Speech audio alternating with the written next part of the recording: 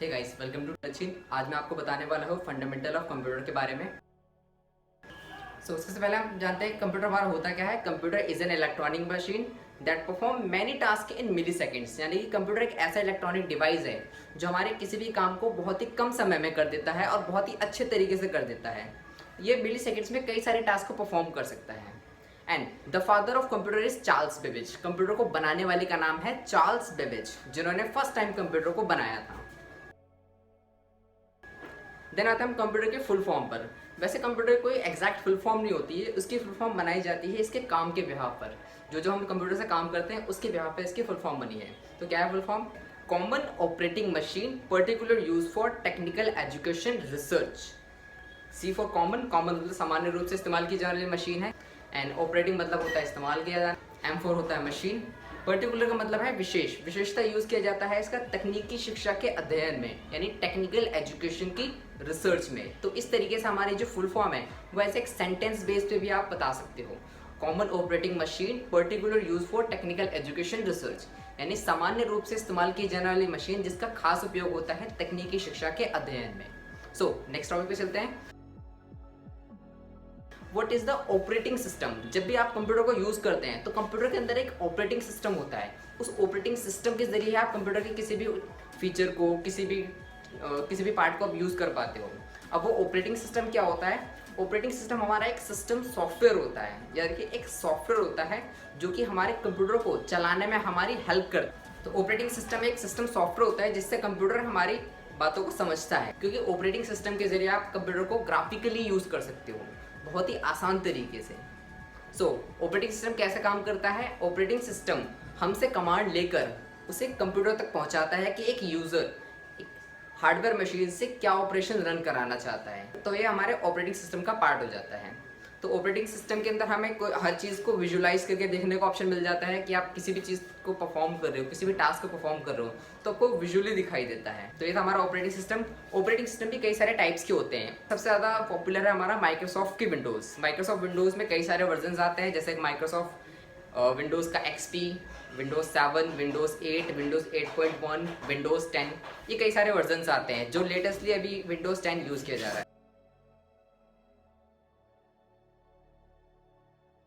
हमारे पास basically 3 type के monitor होते हैं, LCD, CRT and LED। CRT हमारा पुराने टाइम का मॉनिटर है जो हम पहले यूज़ करते थे।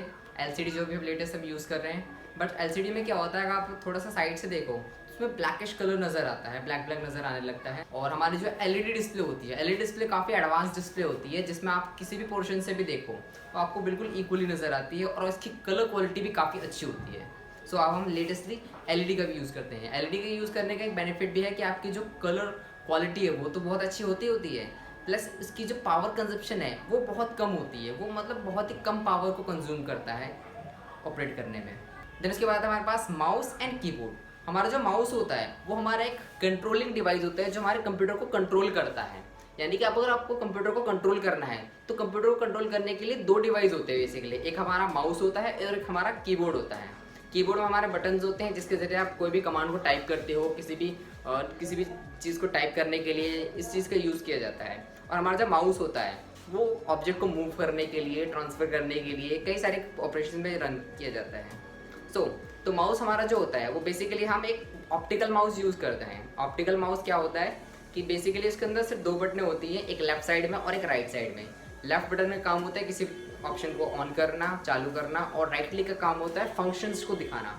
फंक्शंस लाइक जैसे आप उस फाइल को डिलीट करना चाहते हो, रीनेम करना चाहते हो, कट कॉपी करना चाहते हो, तो राइट क्लिक करने से वो ऑप्शन आपको शो होता है।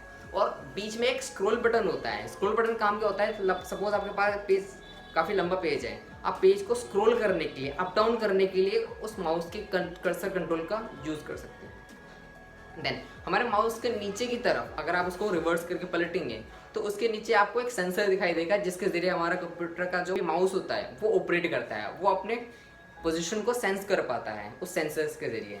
यानी कि अगर आप किसी ट्रांसपेरेंट चीज़ पर उस माउस को रख के चलाएंगे तो वो काम नहीं करेगी, और आप अगर थोड़ा सा ऊपर फ्लोट करके मतलब हवा में रख के चलाने की कोशिश करोगे तो भी वो काम नहीं करेगा, क्योंकि उसे एक बेसिक सरफेस चाहिए काम करने के लिए।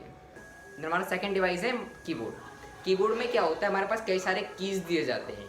कीज का एक पूरा बोर्ड, इसलिए उसको कहा गया है कीबोर्ड। हम बेसिकली क्वालिटी कीबोर्ड यूज़ करते हैं। अब क्वालिटी कीबोर्ड क्या होता है, जिसमें हमारे पास जो अल्फ़ाबेट्स होते हैं वो ए से जेड तक असेंडिंग ऑर्डर में नहीं होते, ए बी सी डी करके ऐसे नहीं होते, वो बिल्कुल रैंडमली रखे जाते हैं। और पुराने टाइम में क्या होता था, ए से जेड तक के कीबोर्ड रखे जाते थे, लेकिन उसमें क्या होता था, बहुत लोगों को आसानी हो जाती थी टाइप करने में, और कुछ ही टाइम में वो कीबोर्ड को लोग तोड़ दिया करते थे। तो ये चीज़ ना हो, इसलिए आप क्वालिटी का कीबोर्ड यूज़ किया जाता है। इस कीबोर्ड में कई सारे बटन्स होते हैं। जैसे आप नंबर्स टाइप करना चाहते हो तो नंबर के लिए अलग सेक्शन दे रखा है, लेटर्स के लिए अलग सेक्शन है। आप कोई कमांड परफॉर्म करना चाहते हो तो कमांड के लिए भी इसमें कई सारे बटन्स होते हैं। कंट्रोल बटन होता है, शिफ्ट बटन भी होता है, ऑल्ट बटन होता है, विंडो बटन होता है, F1 से F12 तक फंक्शन कीज़ होते हैं। बहुत सारे ऐसे कीज़ होते हैं जो मैं आपको आगे वीडियो में बताने वाला हूँ। सो हमारा नेक्स्ट डिवाइस है CPU। CPU क्या होता है? CPU एक्चुअल में एक छोटी सी चिप होती है जिससे पूरा कंप्यूटर हमारा ऑपरेट होता है। अब वो चिप कैसे कैसे होती है? हमारा CPU हमारे कंप्यूटर का दिमाग होता है जिससे सारी चीज़ें कंट्रोल होती हैं। कि हमारे कंप्यूटर में कई सारे डिवाइस होते हैं, उन सबको कंट्रोल करने का काम, किसको कितनी पावर देनी है, इन सारी चीज़ों को कंट्रोल करना, ये सारी चीज़ें CPU के जरिए होती हैं। CPU कहते हैं हम सेंट्रल प्रोसेसिंग यूनिट, यानी कि ये प्रोसेसिंग के लिए काम करता है। कोई भी आप टास्क परफॉर्म कर रहे हो तो उसको प्रोसेसिंग करने के लिए हमारा CPU यूज़ किया जाता है। देन उसके बाद आता है हमारे पास रैम। रैम हमारे कंप्यूटर की स्पीड के लिए होती है। स्पीड एंड डिस्प्ले दो चीज़ों के लिए होती है। अब स्पीड में कैसे होती है, सपोज आपके पास कोई कंप्यूटर है जिसके अंदर 4 GB की रैम है और कोई दूसरा कंप्यूटर जिसके अंदर 8 GB की रैम है, तो आपका जो 8 GB वाला कंप्यूटर होगा वो 4 GB वाले कंप्यूटर से ज़्यादा स्पीड में चलेगा, क्योंकि उसके पास डबल स्पीड है, डबल स्पीड की मेमोरी है।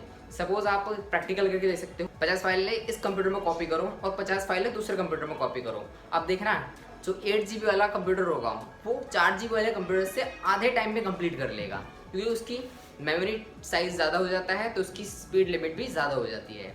अब ये डिस्प्ले में कैसे काम करता है, सपोज हमारा कंप्यूटर हो, कंप्यूटर में कोई भी चीज़ स्टार्ट होती है तो स्टार्ट होने से पहले उसका कुछ डाटा उस रैम मेमोरी के अंदर स्टोर होता है। अगर वो मेमोरी हो ही ना, या डिस्कनेक्ट हो जाए या कैसे भी वो ख़राब हो जाए, तो डाटा इसके अंदर स्टोर ही नहीं होगा, और जब तक कोई चीज़ स्टोर नहीं होगी तब तक वो डाटा हमें विजुलाइज नहीं होगा, हमें मॉनिटर के जरिए दिखेगा ही नहीं। इसलिए जब हमारे कंप्यूटर की रैम खराब हो जाती है, हिल जाती है, तो हमारे कंप्यूटर की डिस्प्ले आनी बंद हो जाती है। तो आपको क्या करना है, बस रैम को निकाल के दोबारा लगा लेनी है, वो सही हो जाएगा। रैम एक चिप जैसी होती है, बस आपको उसे निकाल के इजीली लगा सकते हो। उसके बाद आता है हमारे पास हार्ड डिस्क। हार्ड डिस्क हमारे कंप्यूटर की स्टोरेज के लिए होती है। स्टोरेज कैसे, जैसे आप फ़ोन के अंदर कोई भी चीज़ डाउनलोड करते हो तो डाउनलोड करने के लिए आपको एक मेमोरी की ज़रूरत पड़ती है, जैसे हम पुराने टाइम में फ़ोन के लिए और अभी भी यूज़ करते हैं, फ़ोन के अंदर मेमोरी कार्ड का यूज़ किया जाता है। किसी भी डाटा को स्टोर करने के लिए आपको एक्स्ट्रा स्टोर करना हो तो वो तो रही हमारे फ़ोन की बात। लेकिन हमारे कंप्यूटर के अंदर जो मेन यूनिट होता है किसी भी चीज़ को स्टोर करने, किसी भी डाटा को स्टोर करने का, वो हमारे कंप्यूटर की हार्ड डिस्क होती है। हार्ड डिस्क की वो चीज़ होती है जिसके जरिए हमारे कंप्यूटर में कोई भी चीज़ स्टोर होती है। इवन आपके कंप्यूटर का ऑपरेटिंग सिस्टम भी हार्ड डिस्क के अंदर ही इंस्टॉल होता है। सो हमारा नेक्स्ट पार्ट है मदरबोर्ड। मदरबोर्ड ही वो डिवाइस होता है जिससे हमारे कंप्यूटर के सारे पार्ट कनेक्ट होते हैं। मदरबोर्ड से हम सारे कीबोर्ड, माउस और जो भी पेन ड्राइव होती है वो सारी चीज़ें हम मदरबोर्ड से ही कनेक्ट करते हैं। मदरबोर्ड क्या होता है, हमारे कंप्यूटर का एक मेन बोर्ड होता है जिससे सारे पार्ट कनेक्ट होते हैं और उन सबको पावर की सप्लाई दी जाती है। उनका इनपुट आउटपुट सारा स्ट्रक्चर हमारा मदरबोर्ड संभालता है। हमारे मदरबोर्ड के बीच में ही हमारा प्रोसेसर लगा होता है जिसे हम CPU कहते हैं, और उसके ऊपर लगाया जाता है एक CPU फैन। जो CPU है उसकी जो कूलिंग है वो बनी रहे, क्योंकि कंप्यूटर के अंदर जब हमारा प्रोसेसर काम करता है तो प्रोसेसर काम करते करते काफ़ी ज़्यादा हीट हो जाता है, तो उस हीट को बाहर निकालने के लिए, उसमें ठंडक रखने के लिए उसके ऊपर एक CPU फैन लगता है जो हमारे मदरबोर्ड से अटैच होता है। हमारे मदरबोर्ड से ही हमारी रैम कनेक्ट होती है, हार्ड डिस्क कनेक्ट होती है, सारे पार्ट हमारे मदरबोर्ड से कनेक्ट होते हैं। उसके बाद आता है हमारे पास SMPS। SMPS क्या होता है, ये हमारे कंप्यूटर को पावर की सप्लाई देने के लिए होता है। पावर की सप्लाई कैसे, सपोज हमारे पास एक डिवाइस है, हमारे पास मदरबोर्ड है, हमारे पास हार्ड डिस्क है, तो हमारे पास कई सारे ऐसे डिवाइस होते हैं जिनको डिफरेंट पावर की ज़रूरत पड़ती है। लेकिन अगर मान लीजिए हम सबको सेम पावर सप्लाई करें तो सकता है कोई कंपोनेंट फ्यूज़ हो जाए, ख़राब हो जाए, तो उसके लिए एक अलग से एक पावर सप्लाई दी जाती है जिसे कहते हैं SMPS। SMPS में क्या होती है, अलग अलग पोर्ट्स होती हैं, जो एक पोर्ट हमारे मदरबोर्ड में लगती है, एक पोर्ट हमारे हार्ड डिस्क में लगती है और एक DVD राइटर में लगती है। तो उन सबको अलग अलग पावर की सप्लाई देने का काम SMPS करता है। यानी कि अगर मान लीजिए कि ज़्यादा लाइट आने की वजह से, कम लाइट आने की वजह से अगर हमारे पास शॉर्ट सर्किट होता है तो शॉर्ट सर्किट सिर्फ हमारे SMPS तक ही रह जाएगा, हमारा SMPS ख़राब हो जाएगा, हमारा जो बोर्ड है और बाकी सारी चीज़ें बच जाएंगी, और हमारा जो SMPS है वो काफ़ी चीप कॉस्ट में चेंज भी हो जाता है। तो हमारा नेक्स्ट टॉपिक है CD एंड DVD। अब सीडी क्या होती है? ये एक गोल सी डिस्क होती है जिसके अंदर आप डाटा को स्टोर कर सकते हो, और इसका यूज़ काफ़ी टाइम पहले किया जाता था। किसी भी चीज़ को आपको स्टोर करना होता है, एप्लीकेशंस को आपको डालना होता है कंप्यूटर्स के अंदर, तुम्हारे पास सीडी में आता था। अब क्या हो गया है, सारी चीज़ें हमारे पास पेन ड्राइव में कन्वर्ट हो चुकी हैं, क्योंकि पेन ड्राइव के अंदर ज़्यादा स्टोरेज होती है, तो लोगों ने इजीली पेन ड्राइव को अडेप्ट करना शुरू कर दिया, क्योंकि पेन ड्राइव इजीली कहीं भी कनेक्ट हो जाती है, किसी भी कंप्यूटर के अंदर कनेक्ट हो जाती है आराम से, और उसको बहुत आसानी से लोग यूज़ कर सकते हैं। लेकिन पुराने टाइम में हम सीडी का यूज़ किया करते थे, सीडी एंड डीवीडी, ये दो चीज़ें होती हैं। सीडी क्या होती है, इसकी जो स्टोरेज कैपेसिटी होती है वो काफ़ी कम होती है, और हमारे पास जो डीवीडी होती है, डीवीडी डिस्क की स्टोरेज कैपेसिटी काफ़ी अच्छी होती है, प्लस उसके अंदर आप कोई चीज़ डाउनलोड करने के बाद, कोई चीज़ स्टोर करने के बाद उसको चेंज भी कर सकते हो। लेकिन सीडी के अंदर ऐसी चीज़ें नहीं होती थी, और इनको ऑपरेट करने के लिए, इनको चलाने के लिए एक राइटर की ज़रूरत पड़ती है, जिसे सीडी राइटर कहते हैं। सीडी राइटर सिर्फ सीडी को सपोर्ट करता था, पुराने टाइम में सिर्फ सीडी को सपोर्ट करता था। जैसे नई टेक्नोलॉजी डीवीडी आई तो डीवीडी को वो सपोर्ट नहीं करता था, तो डीवीडी को सपोर्ट कराने के लिए एक नया डिवाइस बनाया गया, डीवीडी राइटर। अब वो जो डीवीडी राइटर है, डीवीडी राइटर सीडी और डीवीडी दोनों को सपोर्ट करता है, तो वो दोनों इजीली चल सकते हैं इसके अंदर। तुम्हारा नेक्स्ट टॉपिक है यूपीएस। यूपीएस क्या होता है? इसे कहते हैं अनइंटरप्टेड पावर सप्लाई। इसका यूज़ किया जाता है पावर के बैकअप के लिए। जैसे आप कंप्यूटर को यूज़ कर रहे हैं, कंप्यूटर यूज़ करते करते सपोज मान लीजिए लाइट चली जाए, तो लाइट चले जाने से क्या होगा, आपका कंप्यूटर एकदम से बंद हो जाएगा। तो वो चीज़ ना हो, इसलिए हम कंप्यूटर के साथ यूपीएस कनेक्ट करते हैं। अब हमारा जो यूपीएस होता है वो एक इन्वर्टर की तरह काम करता है, उसके अंदर बैटरी कनेक्टेड होती है। देन क्या होता है कि जब भी लाइट आ रही होती है तो वो अपने आप को चार्ज करता है, एंड देन उसकी पावर को कंप्यूटर के अंदर भेजता है। इससे क्या होता है, कंप्यूटर डायरेक्टली बोर्ड से कनेक्ट नहीं होता है, कंप्यूटर को हम कनेक्ट करते हैं यूपीएस से, देन यूपीएस को कनेक्ट करते हैं मेन बोर्ड से, ताकि लाइट आ रही है तो यूपीएस चार्ज होने के साथ साथ कंप्यूटर को पावर की सप्लाई भी दी जाएगी। अगर लाइट चली जाती है तो यूपीएस अपनी पावर देता रहेगा कंप्यूटर को, लेकिन यूपीएस अपने चार्जिंग बंद कर देगा, यानी बोर्ड से पावर आनी बंद हो जाएगी, तो ऑब्वियसली कंप्यूटर का जो पावर कनेक्शन है वो ब्रेक नहीं होगा। उसके बाद हमारे पास नेक्स्ट डिवाइस आता है प्रिंटर। प्रिंटर का यूज़ किया जाता है डॉक्यूमेंट्स को प्रिंट करने के लिए, जो भी आप ऑनलाइन या भी कोई भी सॉफ्टवेयर के अंदर कोई भी डाटा आप बनाते हो, कोई भी इमेज बनाते हो या फिर कोई भी फाइल बनाते हो, तो आप उसे प्रिंट करने के लिए प्रिंटर का यूज़ कर सकते हैं। एंड सेकंड चीज़ होती है हमारे पास स्कैनर। स्कैनर क्या करता है, हमारे जो डॉक्यूमेंट बने बनाए होते हैं उनको स्कैन करने के लिए होता है। सपोज आपके पास कोई डॉक्यूमेंट है, उसको आप कंप्यूटर में देखना चाहते हो, कंप्यूटर के अंदर उसकी कॉपी बनाना चाहते हो, तो आप उसको स्कैनर के जरिए उसको स्कैन कर सकते हो। स्कैन करके आप कंप्यूटर के अंदर एज अ फाइल उसको सेव कर सकते हो। तो हमारा जो प्रिंटर होता है, प्रिंटर हमारे जो सॉफ्ट कॉपी होती है उस सॉफ्ट कॉपी को हार्ड कॉपी में कन्वर्ट करने के लिए होता है। सॉफ्ट कॉपी जो आपने डॉक्यूमेंट कंप्यूटर के अंदर बना रखा है, और हमारा जो स्कैनर होता है वो हार्ड कॉपी को सॉफ्ट कॉपी में कन्वर्ट करने के लिए होता है। तो दोनों का काम बिल्कुल रिवर्स में भी हो जाता है। देन उसके बाद आता है हमारे पास लैन। लैन क्या होती है, एक टाइप का नेटवर्क होता है। अब नेटवर्क कैसा होता है, सपोज मान लीजिए कि आपके पास कई सारे कंप्यूटर्स हैं, आप उन कंप्यूटरों के डाटा को एक दूसरे में ट्रांसफ़र करने के लिए क्या करेंगे, आप पेन ड्राइव को लगाएंगे, पेन ड्राइव से एक जगह से फाइल कॉपी करेंगे, फिर दूसरी जगह पेस्ट करेंगे, और यही चीज़ मान लीजिए आपको 100 कंप्यूटर के बीच में करना है, तो काफ़ी ज़्यादा मुश्किल पड़ जाएगी। तो इसके लिए हम यूज़ करते हैं एक लोकल एरिया नेटवर्क का। लोकल एरिया नेटवर्क क्या होता है, हमारे सारे कंप्यूटर्स में एक एक वायर कनेक्ट होगी, जिसे हम लैन वायर कहते हैं, और एक वो कनेक्ट होगी एक स्विच के ज़रिए। स्विच एक डिवाइस होता है जो हमारे सारे कंप्यूटर्स को आपस में कनेक्ट करता है। देन क्या होगा, एक कंप्यूटर के अंदर कोई चीज़ स्टोर की जा रही है, कोई चीज़ बनाई जा रही है, तो आप उसी फाइल को बिना कॉपी पेस्ट किए किसी अनदर कंप्यूटर में बहुत ही ईजिली ओपन कर सकते हैं। किसी भी कंप्यूटर के अंदर जाके आप उस फाइल को ओपन कर सकते हैं। तो ये होता है हमारा नेटवर्क। अब ये जो नेटवर्क है 100 कंप्यूटर्स का नेटवर्क है, ये ज़्यादा बड़ा एरिया नहीं होगा, छोटे से एरिया के अंदर आ जाएगा। तो छोटे एरिया के नेटवर्क को हम लोकल एरिया नेटवर्क कहेंगे।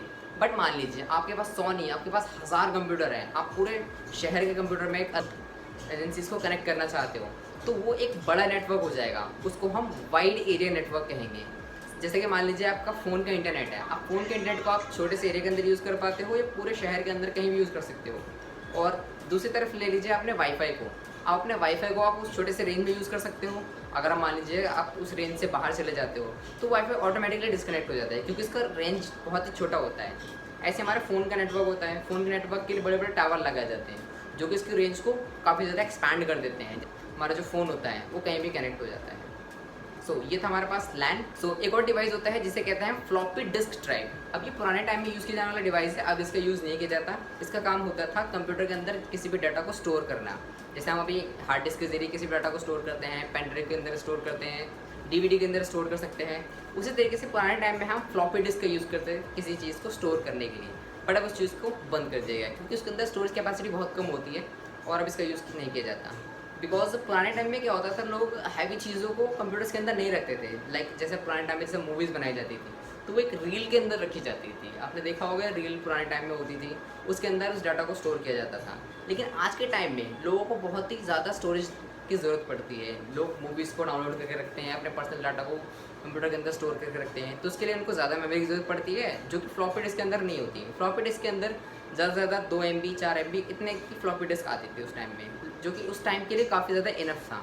क्योंकि उस टाइम में लोग ज़्यादातर डॉक्यूमेंट्स को रखते थे, और डॉक्यूमेंट का साइज़ इतना छोटा होता है कि एक छोटे से फ्लॉपी डिस्क के अंदर भी बहुत सारे डॉक्यूमेंट आप स्टोर कर सकते हो। तो इसलिए फ्लॉपी डिस्क को आप यूज़ नहीं किया जाता है, और ये थी हमारी फ्लॉपी डिस्क। देन उसके बाद आता है हमारे पास एक यूनिवर्सल डिवाइस, जिसे कहते हैं हम USB। आपने USB के बारे में बहुत से सुना होगा। ये एक डिवाइस होता है, इस डिवाइस को हम USB कहते हैं। अभी USB कैसे काम करता है, ये एक टाइप की पिन होती है, जैसा आप देख पा रहे हैं कि ये एक पिन है।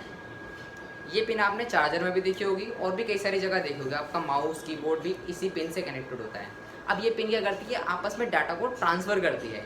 यानी कि इस पिन के ज़रिए आपने कंप्यूटर में कनेक्ट कर दिया, कनेक्ट करने के बाद कंप्यूटर से आपके डिवाइस के अंदर डाटा को ट्रांसफ़र करने के लिए, कनेक्ट करने के लिए इसका यूज़ किया जाता है।